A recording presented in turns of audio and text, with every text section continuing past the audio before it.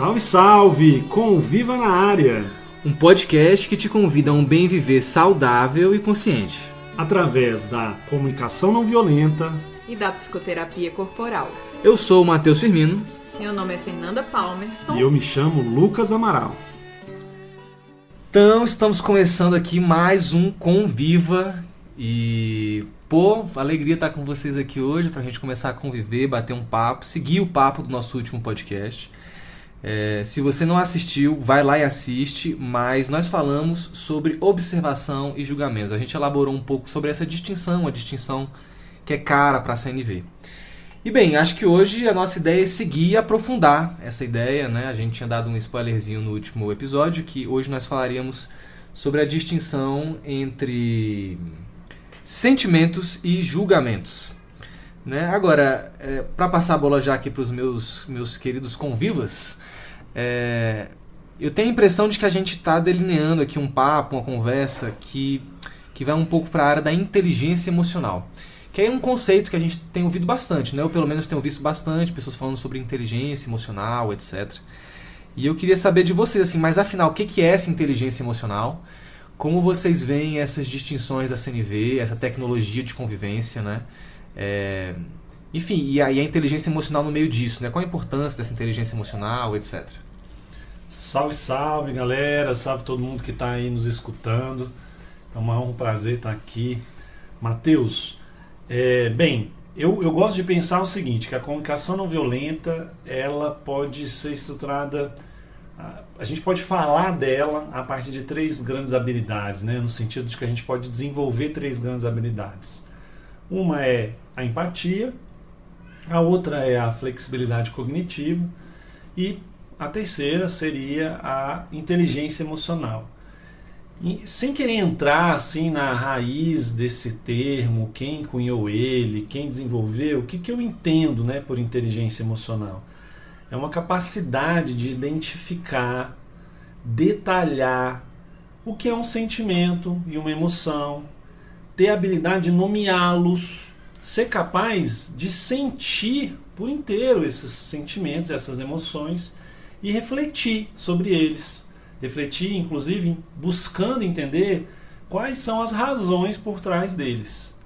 Não é uma tarefa fácil, não é uma tarefa simples, porém parece ser uma grande habilidade. Inclusive, tem um relatório do Banco Mundial sobre o futuro do trabalho que fala que as habilidades esperadas do trabalhador do futuro são essas, né? Inteligência emocional, empatia e flexibilidade cognitiva. O que você acha, Fê? Então, eu acho que esse papo de inteligência emocional é muito importante. Apesar de achar que é um dos grandes desafios da humanidade. E como todo desafio, requer muita prática, muita vivência, muito estudo, né? Interno e externo. Então, como eu falei no outro episódio, por que eu digo que é um desafio da humanidade, né? Porque a maioria das pessoas mesmo que chegam no consultório não sabem identificar o que estão sentindo. E essa era a minha dor também, essa era a minha queixa também. Já algumas pessoas dizem que não sentem mesmo. Tem muita dificuldade de sentir, de acessar o sentimento. E aí muita gente acha também que expressar os seus sentimentos está ligado à fragilidade. Essa ideia de ser frágil. Às vezes até a pessoa se percebe como frágil quando ela está expressando, está chorando, está expressando algum sentimento. Mas aí tem todo, né, um estudo que a gente em algum momento vai citar aqui sobre relativizando essa ideia, né, de fragilidade, de olhar para que vulnerabilidade é você se arriscar. É você se arriscar a sentir, inclusive. Né?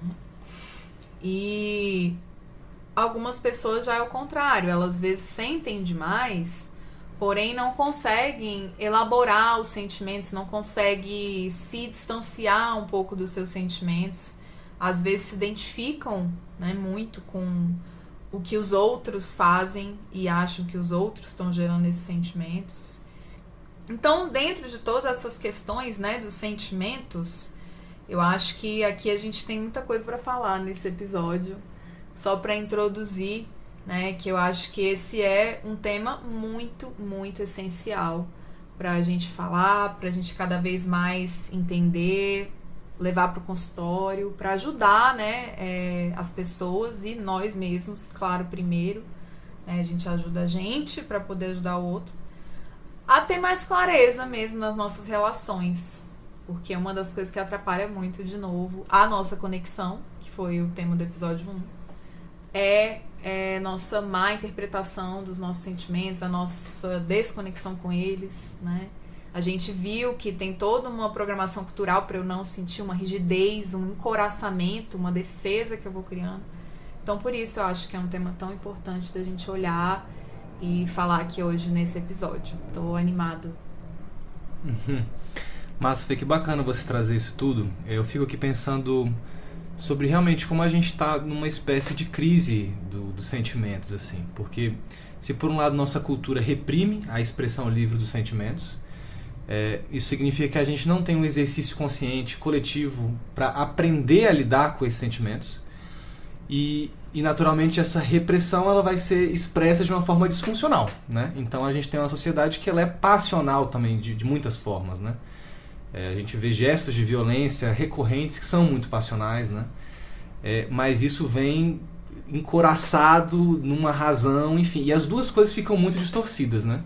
Eu acho que, trazendo essa linguagem da CNV, das distinções, eu acho que um pouco do que a gente propõe com a inteligência, quando a gente fala de inteligência emocional, é também conseguir distinguir um pouco uma coisa da outra, a função que cada uma delas tem, para a gente ter uma vida viva, de fato, né?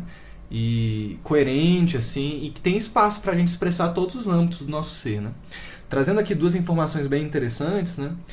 Tem crescido o número de diagnóstico clínico, frequentemente em homens, de uma parada chamada alexithymia, que é a incapacidade de exprimir sentimentos. Por outro lado, também tem se comentado cada vez mais dos PAS, que são pessoas altamente sensíveis, né? É aquela galera que tem uma capacidade sensorial muito acentuada e uma empatia em alto grau. Dois extremos, né, que me parecem, digamos assim, bastante representantes, digamos como representantes simbólicos, né, dessa descompensação cultural que a gente tem, né, que é externa e que é interna.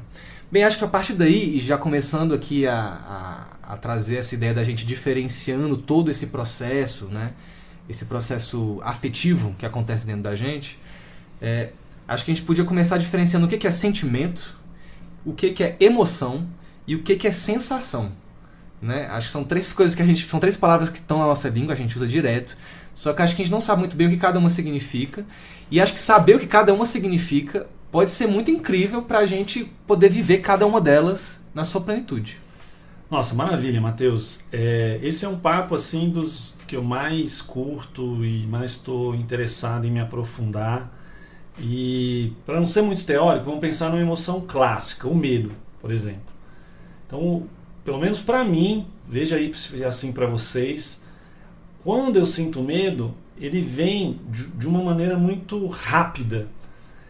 Pode ter passado um lapso de pensamento, pode ter acontecido uma situação, né, e eu tomei um susto e aquilo me trouxe um medo. A manutenção desse estado já é outra coisa, porque ela passa por um estado reflexivo. Então, olha só, essa primeira parte, que foi instantânea, não passou pelo reflexivo, foi quase um processo fisiológico do meu corpo, né, biológico, que tomou conta do meu corpo. Isso é uma emoção, né? Já quando eu passo a trocar reflexões a partir das minhas sensações, e inclusive a partir dessas emoções primárias, e isso tem uma relação com a minha bagagem, né? A minha história, minhas memórias, minhas crenças, meus traumas, eu estou falando de um sentimento. Então, só para resumir, os sentimentos são uma experiência consciente de reações mais complexas, e as emoções elas são uma experiência mais instintiva, mais primária, né, que nasce de uma maneira mais primitiva. Agora, olha só, eu gosto muito de uma frase do Antônio Damasio. Ele é um médico, neurologista, neurocientista português que estuda o cérebro e as emoções humanas. E ele fala uma coisa que para mim chama muita atenção, que é assim: somos máquinas sentimentais que pensam. Ou seja, somos seres sentimentais que pensam de vez em quando. Ele está reinvertendo aquela máxima cartesiana de que penso, logo existo, né? Ele está tentando, no fundo, mostrar para a gente que nosso corpo, ele é sensorial. Então, sensação é tudo aquilo que minhas percepções acessam do mundo, né? Então, por exemplo, eu estou aqui conversando com vocês e eu sinto um prazer, uma leveza. Eu sinto meus ombros relaxados, eu sinto a minha face relaxada. Isso é sensação. Eu começo a refletir sobre isso, eu percebo que tem um sentimento de contentamento, de felicidade, entende? Aí de repente, sei lá, aconteceu alguma coisa inesperada e eu tomei um susto, aí eu já estou diante de uma emoção. Todas essas facetas aqui, eu concordo com o Matheus, elas existem pra gente, esses conceitos existem pra gente dar nome a eles e a gente conseguir começar a fazer um exercício de perceber o que é sensação, o que é sentimento, o que é emoção. Lembrando que são coisas que às vezes estão misturadas, né? E na comunicação não violenta, que tem sido aqui então um meio para a gente refletir juntos, a gente tem uma frase, né, uma máxima que é muito importante, que fala que os nossos sentimentos, e eu incluiria as nossas emoções e as nossas sensações, são mensageiros das nossas necessidades.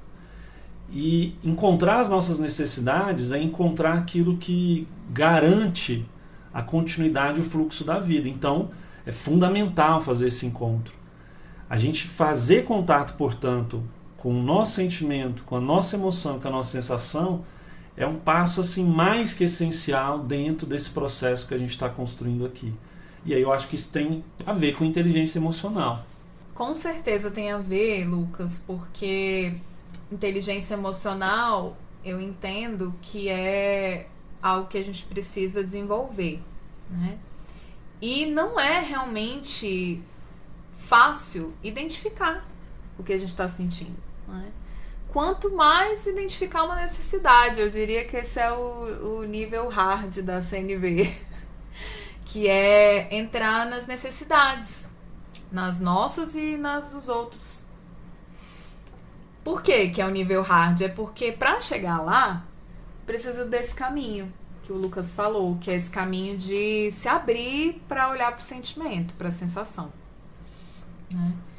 E a gente não é educado para isso. Então nós falamos muito dessa questão da programação social, da educação, da construção dessas couraças, né? Então aquilo que o Matheus falou, tanto a emoção zero quanto o excesso também são formas de defesa, né?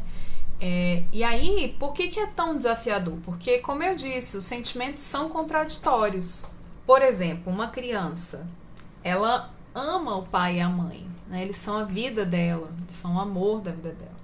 Ao mesmo tempo, enquanto ela está crescendo, ela começa a perceber que o pai e a mãe restringem ela de alguma vontade muito específica, alguma expressão. Ela pode sentir ódio, raiva muito intensa do pai e da mãe, mas automaticamente ela vai se sentir culpada e vai se sentir excluída, vai se sentir chateada, vai achar que ela não é boa, enfim. Aí começa também as nossas contradições. Talvez uma contradição inicial aí forte seja essa, né? Amor e raiva dos pais.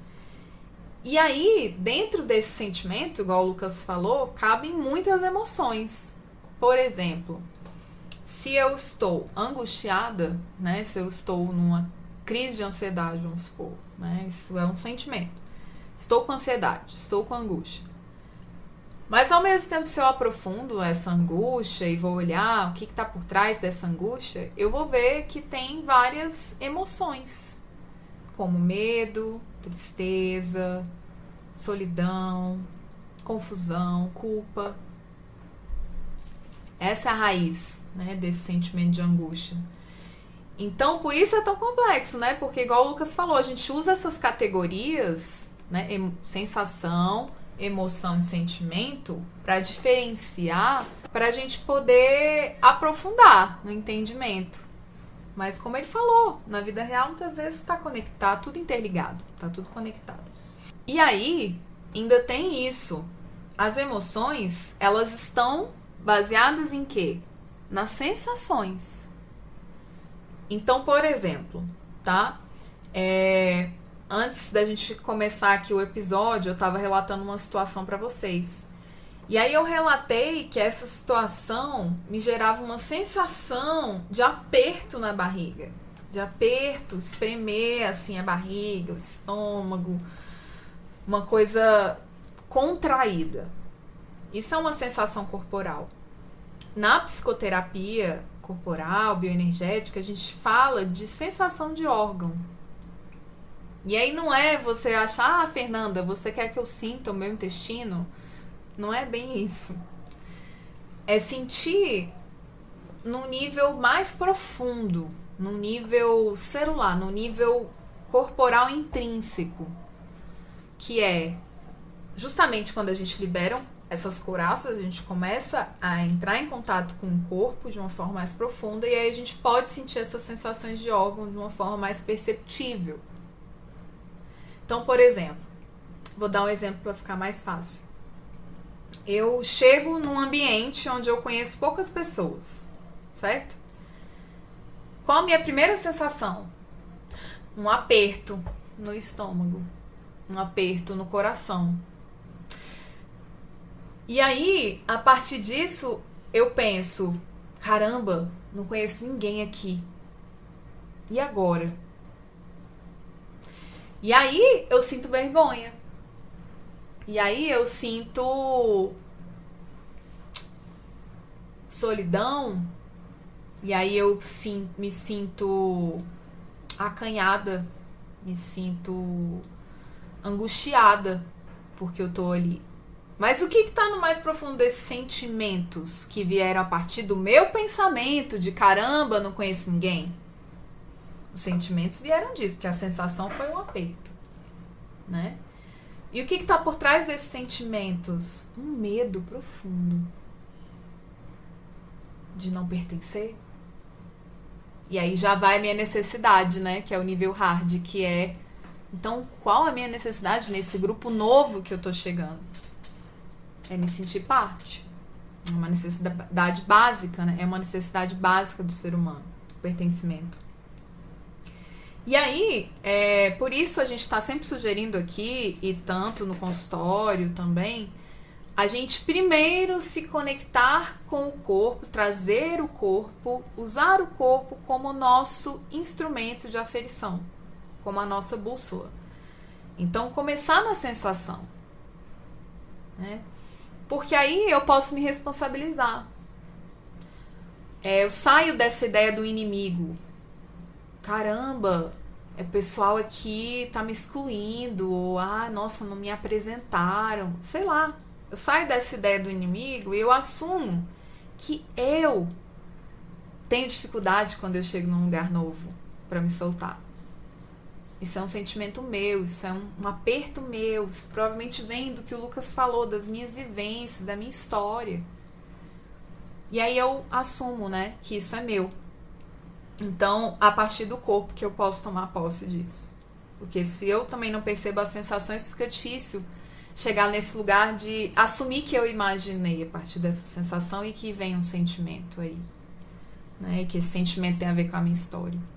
Por isso é tão importante identificar as sensações primeiro, para depois a gente ir dando nome, igual o Lucas falou, né, aos sentimentos e às emoções com mais clareza. Fê, que bacana. Um pouco mais cedo na sua fala você falava de como um sentimento pode incluir muitas emoções, né? E eu fico pensando um pouco em como um ego adulto e maduro, ele é um ego que está preparado, ele tem base para conseguir sustentar esse nível de tensionamento interno. E como a própria inteligência emocional, né, ela é um grau de conhecimento, um grau de autoconsciência mesmo, que possibilita viver uma vida tensionada, né? Naturalmente a gente busca o distensionamento, mas existem vários tensionamentos intrínsecos à realidade humana, né? E eu fico me perguntando, se a gente não souber diferenciar e nem conviver de maneira saudável e funcional com esses tensionamentos, a minha impressão é de que a gente vai ficar estourando para os lados, né? Ou seja, a gente vai culpabilizar as pessoas, a gente vai implodir, a gente vai explodir, a gente vai se congelar, etc, né? E logo em seguida, enfim, você falou também muito de como tudo isso é importante para, enfim, a gente viver bem, né? Ou seja, chegar num lugar, se identificar, saber como a gente vai se portar ali, enfim, um estilo de vida, viver na prática, isso aí cotidianamente, né? Então tudo isso já me mostra um pouco da importância de conseguir identificar cada uma dessas coisas, né? E da gente aprender a fazer essa identificação espontaneamente, naturalmente, né? Na medida das nossas necessidades. Agora, a minha pergunta é um pouco assim, de como a gente pode fazer isso na prática, mas no sentido de, a gente tem mais alguma ferramenta que a gente poderia usar para conseguir identificar exatamente o que é cada uma dessas coisas, porque eu acho que às vezes é meio confuso, né? Digamos assim, eu cheguei num lugar e tudo acontece ao mesmo tempo, enfim. O que vocês acham? Muito legal, Matheus. Escutei uma coisa que você trouxe aí que me chamou a atenção, é como a gente pode sustentar as tensões, né?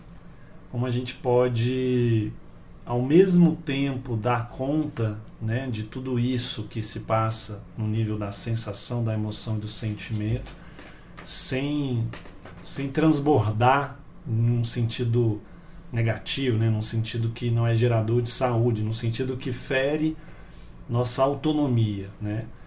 E eu diria que a primeira estratégia tem a ver isso que a Fê falou, assim, que é entender o nosso corpo, especialmente no nível sensorial, como uma bússola que nos aponta para onde estão indo as nossas emoções e sentimentos. É muito, né, a gente dentro das psicoterapias corporais, especialmente dessas linhas bioenergéticas, a gente trabalha muito essa noção de que está registrado no corpo um pouco da nossa história, né? Então o corpo comunica, né, um desconforto, ele comunica que algo, né, não está sendo atendido nesse momento, mas comunica também um registro da minha história. Acho que a primeira estratégia é essa. Uma outra estratégia, e aí pensando muito nisso que você trouxe, assim, como fazer a coisa ficar mais prática, né? É uma outra distinção da comunicação não violenta. Eu gosto de pensar distinções, né, como eu já disse, como esquemas cognitivos para a gente olhar para a trama complexa da realidade. Então, quando eu lembro dela, eu começo a distinguir realmente as coisas e aí isso me ajuda a fazer contato na prática, né? A distinção é entre estímulo e causa dos sentimentos. Então, dentro dessa distinção, o estímulo são todos os fatores que são uma espécie de faísca para os sentimentos, aquilo que acontece e que de repente a partir daí eu passo a sentir certas coisas, né? Então, sei lá, uma pessoa, a ação de uma pessoa, um evento específico, chegar num lugar X, sentir um cheiro Y. Agora o estímulo nem sempre é só externo, né? Ele pode ser um estímulo interno, um pensamento que eu tive, uma memória, uma lembrança, uma palavra que eu repito muito para mim mesmo, um auto-julgamento, né? Um rótulo. Então, quando essas coisas começam a acontecer, externas ou internas, elas estimulam eu a ter uma série de pensamentos sobre elas. Aí estão as causas. As causas dos nossos sentimentos, né, são os pensamentos que a gente tem a respeito dos estímulos. Então, olha que interessante aqui, o convite dessa distinção é para a gente esclarecer que os nossos sentimentos são nossos. O outro, ele é um estímulo. E que o nosso sentimento é derivado de um pensamento. Então a gente está aqui agora entrando muito no campo do sentimento mesmo, aquela ação reflexiva. Mas a gente não pode esquecer que as nossas emoções, as nossas sensações também têm algum grau de influência, né, dessa ação cognitiva ou da nossa história, da nossa biografia. É uma bagagem, né? Então, a distinção nos ajuda na prática porque se eu entendo que o que acontece é um estímulo e o que eu penso sobre acontece é uma causa, eu vou começar, sempre que acontecer uma situação, me perguntar o que eu estou pensando sobre isso, o que eu estou dizendo para mim mesmo, né? Então, isso é muito importante, tá? Lembrando que estímulos podem ser externos ou internos. Então, eu gosto muito de pensar numa frase que se eu falo assim, eu sou ridículo para mim mesmo, talvez isso desencadeie respostas emocionais semelhantes a alguém chegar para mim e dizer você é ridículo, tá? Então, só para a gente não esquecer. Essa é a segunda estratégia. Lucas, eu queria te interromper aqui um pouco, porque eu fico pensando numa coisa que eu acho muito interessante nisso. Essa distinção, quando foi apresentado ela pela primeira vez, eu fiquei bastante impressionado, porque eu sempre tendi a ver as causas, na verdade, nos estímulos, né? Ou seja, um miserável me fecha no trânsito. Aquilo é a causa da minha raiva. E o que você está me dizendo é que aquilo não é a causa da minha raiva. Isso é, na verdade, só um estímulo. E caso esse estímulo não esteja conectado, digamos assim, a um código de interpretação do mundo que eu tenho dentro de mim, um código introjetado, né, uma maneira de ver, enxergar, sentir o mundo, aquilo não seria um estímulo para minha raiva. Ou seja, só é um estímulo se ele estiver conectado a uma causa e a respeito da causa eu sou completamente responsável. Muito embora eu não seja o criador dessa causa, ou seja, eu posso ter recebido tudo isso. Mas enfim, só queria... Acho muito maneiro essa distinção, assim. Isso que você está falando é muito legal, porque também me ajudou muito a pensar assim, a culpa é do outro, né? Sim. Caramba, o cara me fechou no trânsito, né? E aí eu xingo ele de 1000 mundos ali. Mas se eu paro para perceber que foi o que eu pensei sobre o que aconteceu e todos os meus valores, memórias e tudo isso está misturado, eu volto um pouco mais para mim, né? E aí eu separo uma coisa que é a responsabilidade do ato, que foi do cara, da responsabilidade do sentimento, que é minha. É isso mesmo. Ou seja, eu sou responsável pelo sentimento, não porque... E o outro pode ter sido um sacana comigo, mas é eu que vou sentir. A conta caiu aqui dentro. Então eu preciso cuidar disso, porque também tem a ver com o modo como eu estimulo internamente, com meus pensamentos, gerando muitos sentimentos, muitas emoções derivadas disso. Por isso que é muito... Talvez inteligência emocional, voltando, né, à nossa conversa, tem a ver também um pouco sobre essa nossa capacidade de ter atenção a isso, né, de respirar, de fazer contato com aquele sentimento que está vindo na hora, porque se eu ficar repetindo, vão vir novos, né, então de segurar um pouco a experiência e de tomar posse daquilo que está acontecendo, né. Mas tem ainda uma outra estratégia que eu acho que vale muito a gente, já que a gente está conversando, que eu gosto muito, que é a estratégia da nomeação, dar nome às coisas, né? E dar nome às coisas tem a ver com esclarecer as coisas, né? Eu me lembro de você falando que as distinções poderiam servir como bisturis, né, dessa trama complexa da realidade. Eu acho que nomear é também um bisturi, né? Então primeiro eu preciso nomear o meu pensamento, né? Então eu sinto raiva porque eu estou dizendo o que para mim? Eu estou dizendo que aquele cara é um imprudente, nossa, é por isso que o Brasil não vai para frente, e nossa, só pode ser um bolsominion, entende? Eu estou cheio de julgamentos, cheio de rótulos, e aí é claro, eu sinto raiva porque eu estou dizendo, né? Eu não estou deslegitimando que essa raiva é importante. Aí o outro nome que eu preciso dar é raiva, né? Então, peraí, não, eu estou sentindo raiva, isso aqui é raiva, né? E, gente, existe um léxico enorme de sentimentos, né? A Brené Brown, ela tem um livro chamado Atlas do Coração, em que ela fala que fez uma pesquisa com milhares de pessoas e as pessoas só conseguiam nomear raiva, tristeza e alegria. É muito difícil dar outros nomes. Então, eu gosto muito da comunicação não violenta, que ela convida a gente, né? Aí tem um léxico. Tem até papo de quantas emoções, né? Cara, centenas. Mas fala uma diferente. Tá, vamos lá.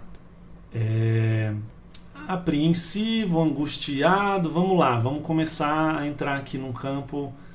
Por exemplo, solidão é um sentimento.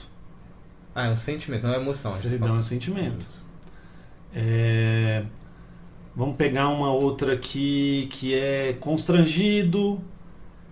Por exemplo, remorso. Remorso. Né? Decepção. Tem uma outra coisa que tem a ver com sentimento, que é o ressentimento. Olha uma outra interessante, que essa eu tenho refletido muito sobre ela. Quando eu uso a palavra, né, sistema de veneração, que é reverência. Né? A Brené Brown ela fala uma coisa muito interessante sobre a reverência, por exemplo, que esse sentimento ele está na base de muitos sistemas de dominação. É a reverência. Quando a gente vive um sistema mesmo, vai lá, os grandes sistemas fascistas do mundo, eles estimulam as pessoas a sentir veneração. Em nome da veneração, da reverência, eu paro de me autocriticar. Eu entro naquilo que a Hannah Arendt chamou de banalidade do mal. Né? Eu paro de questionar o que é certo, o que é errado, porque ele é um sentimento que ele toma posse. E aí olha que legal, sabe que a Brené Brown vai dizer pra gente que talvez uma das grandes saídas para o mundo contemporâneo seja a irreverência. Que é quando a gente, de uma maneira irônica, de uma maneira crítica, de uma maneira autocrítica, a gente faz humor sobre coisas muito sérias. Né? Hoje os grandes humores mais interessantes são esses. Mas só para fechar, então, nomeação do que eu penso e que eu digo para mim sobre o que eu sinto, e nomeação sobre o que eu sinto, né? E aí tem um léxico enorme, a gente precisa aprender e estudar, enfim. Porque, gente, os sentimentos são os mensageiros das nossas necessidades. Então, nomear o que eu pensei para sentir tal coisa e nomear o que eu senti vai me ajudar a encontrar o que eu realmente necessito e talvez não esteja sendo atendido. Ou seja, vai me dar um horizonte de ação e produção criativa da minha vida, que é a grande linguagem da vida. Lucas, só pra gente fechar essa parte, você falou bastante, foi bacana a sua fala, só repete pra gente quais são as 3 estratégias. Então, primeira estratégia é ter o corpo como bússola. A segunda estratégia é a distinção entre causa e estímulo. Lembrar que os estímulos são os outros, as coisas que acontecem, o que eu falo para mim mesmo, e as causas são a nossa elaboração mental sobre isso, que a gente fica pensando e julgando sobre isso. Né? E 3, a nomeação, dar nome aos nossos pensamentos, julgamentos, e dar nome aos nossos sentimentos, que é o nome dessa distinção que a gente está trabalhando, né? Sentimentos versus julgamentos. Uhum. Realmente, Lucas, esses 3 pontos que você trouxe são chaves. Eu acho que se vocês aí que estão escutando anotarem, tentar praticar, já é, assim, um grande passo. E aí me vem essa questão da autorresponsabilidade, que nós falamos brevemente. Talvez a gente precise depois falar só, né, um episódio só sobre isso. Porque a gente tem um lugar que culpa muito os outros. Eu tenho, né? Eu me policio muito hoje em dia. Então hoje eu tô sempre me policiando nesse sentido, me observando, né? De não julgar os outros e não acusar os outros pelo que eu sinto. Mas o que acontece? Quando eu observo o que eu estou dizendo para mim mesmo, né, que é isso que o Lucas falou, o meu julgamento é o que eu estou dizendo para mim mesmo, né, o que eu estou imaginando. Isso, na maior parte das vezes, é o meu julgamento. E aí, né, assim, é difícil porque às vezes eu posso pensar, tá, mas e qual a responsabilidade do outro? Mas aqui a gente está te convidando a olhar para o seu sentimento. Não é responsabilidade pelo ato, igual o Lucas falou, né? Mas sim pelo que acontece dentro de você e o que você faz a partir disso, né? Então, a terapia aqui, né, entra como aquilo que o Matheus falou. A psicoterapia corporal, inclusive o Reich falava isso, tá? Que objetivo, um dos objetivos dessa terapia é ajudar a pessoa a aumentar a sua capacidade de sentir angústia. Ou seja, né, tem a ver com isso também, de eu aprender a sustentar que existem conflitos, que vai ter desafios, que expressar o meu sentimento é ser vulnerável. E isso não é fragilidade. Pelo contrário, isso é coragem. A Brené Brown fala disso também. Que coragem é ser vulnerável. Porque tudo que a gente quer na vida que exige emoção, por exemplo, você amar alguém é vulnerável. Porque você não sabe o que pode acontecer com aquela pessoa amanhã. Você não sabe, né? Então nada na vida é garantido. Então a gente viver, a gente já está sendo vulnerável. Só que a questão é, a gente aprende que a gente tem que se defender, né? Porque tem um inimigo, porque o mundo é perigoso e porque muitas vezes na minha própria família, eu fui invadida, eu fui controlada, eu fui cerceada, eu fui ensinada que esse é o certo, que isso não pode...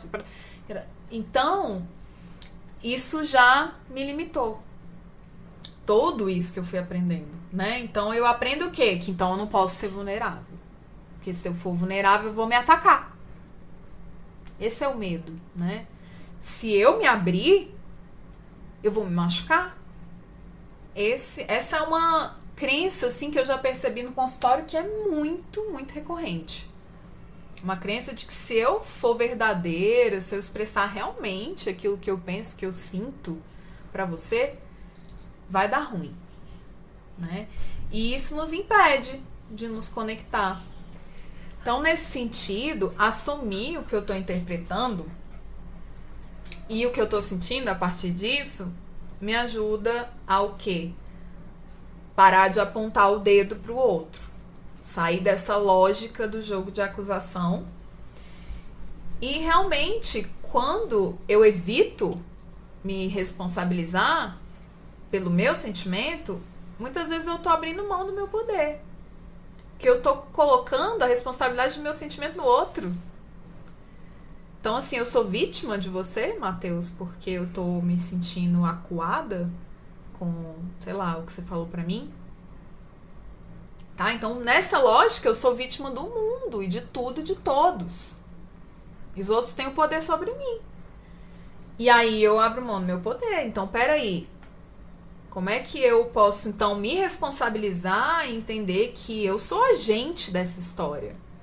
Eu sou responsável por isso, né? Fê, vou te interromper um pouco, eu gostaria de elaborar um pouco essa tensão, né? Eu acho que o seu exemplo foi um exemplo muito feliz para a gente pensar aqui um pouco uns tensionamentos que tem em torno da CNV, né? Então, quando você fala que, né, você é responsável por se sentir acuada quando eu te digo alguma coisa, e foi bacana, porque você é uma mulher, eu sou um homem, e a gente sabe que existe uma violência que é esse vetor, do homem para a mulher, né? E é uma violência que às vezes tem a tendência, tem a intenção da parte masculina de acuar o feminino, né? E aqui, eu acho que isso é bom esclarecer, né? Eu queria também de ouvir de você, assim, qual é o limite dessa responsabilização, né? Também, assim, como você enxerga... Acho que é sutil, né? É difícil e acho que existe sempre uma necessidade de uma profunda inteligência emocional aí para lidar com essa tensão. Aí você pudesse falar um pouco sobre isso? Pois é, meu caro ouvinte, essa é realmente a música de encerramento desse episódio, que acabou ficando mais longo do que pensávamos. Como a gente não quis cortar nenhum conteúdo, a gente decidiu dividir o episódio em 2 partes. Uma está sendo publicada hoje, na terça, e a outra será publicada na quinta, depois de amanhã. Lá a gente vai seguir com esse papo sobre violência de gênero e autorresponsabilidade proposta pela CNV, bem como entender o papel dos traumas e da nossa história afetiva na forma como a gente se comunica hoje. Então segura firme e a gente se vê na quinta-feira. Um abraço e até lá!